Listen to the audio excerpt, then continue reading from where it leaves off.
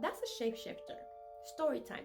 Growing up in Haiti, or anyone who has Haitian parents can tell you that there is such a thing as shapeshifters, loups in Haiti. And that is the reason why they also tell you whenever you hear a cat sounding like that outside your house at a certain time at night, you should not go outside to go see what's wrong with the cat, because usually it's not a cat and you will not live to see or tell the story of what you witnessed. So I remember one time we were all in the house. It was late, very, very late. Usually we'll stay up even though we cannot be outside at a certain time. If you go to Haiti, you should always listen to the locals when they tell you do not go at a certain area, to a certain area, or at a certain time go outside. Because trust me, you won't make it back in the house. And I'm not even over exaggerating. But anyway, so we were all in the house. We were young, but there was a bunch of grown-ups in the house also. Everybody's sleeping, and we were all waking up by this big boom that was on top of the house. And in Haitian houses in Haiti, they actually don't have like real like roof like we have here, but they have like metals. So any little thing you can hear it, even if the rain. We usually are able to fall asleep with the rain sound because it's just so loud and it's so soothing and all that stuff. But when the nightmare starts, trust me, you will hear every single thing. So we're sleeping and we're all waking up at this boom. Even the children, you know how children can sleep real well, right? They sleep through everything. We all were waking up, but the grown-ups already know because they're so used to it. And also we know a well-known lugau in the town that everybody could respect because we know how powerful she is, and a lot of people have been taken out by her, but they can never prove that it was her until one day.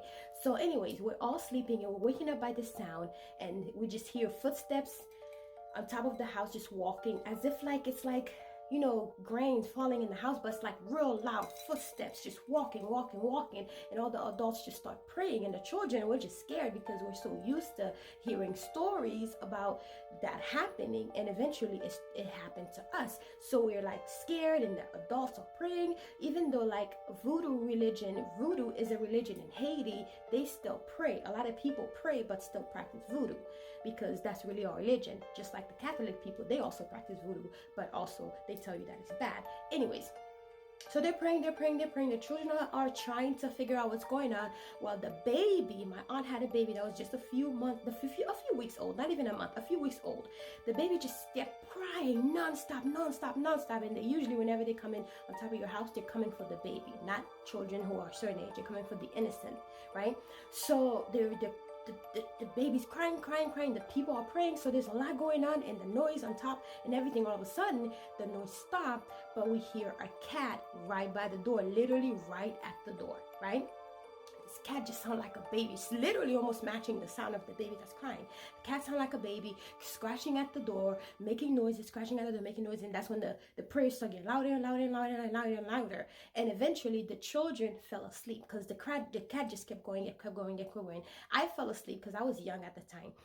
Then eventually we heard the story the next day, but then what really made us believe it is what we saw the next day, what we experienced the next day. So we fell asleep. The adults, I guess, continue to do whatever they're doing. The next day we wake up to the horror of everything.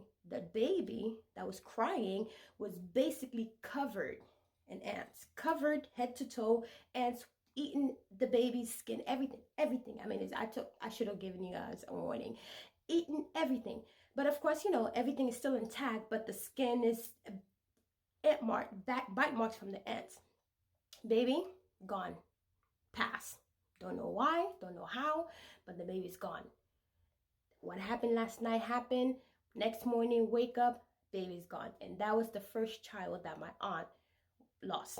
And then finally after that, she just kept losing children up until 7 kids. She lost 7 kids until she actually stopped having kids. Every time one passed, she has another one. Every time one passed, I'm like, as someone who has common sense, you would think, okay, I'll stop after maybe the 3rd or 4th one.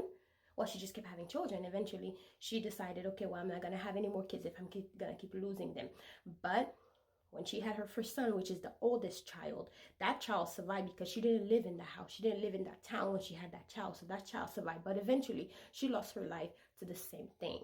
And also, I lost my godmom to the same thing. I have a story for that. Also, my older sister who lives right now in the United States, we almost lost her to a neighbor who was practicing brujeria, voodoo, very good person, good people, but it was a mistake that happened, and we were able to figure it all out. If you guys want to hear about that story, I will tell you. But my mom even sent money for us to buy like coffin for her, preparing for her funeral and everything. Now she's a nurse.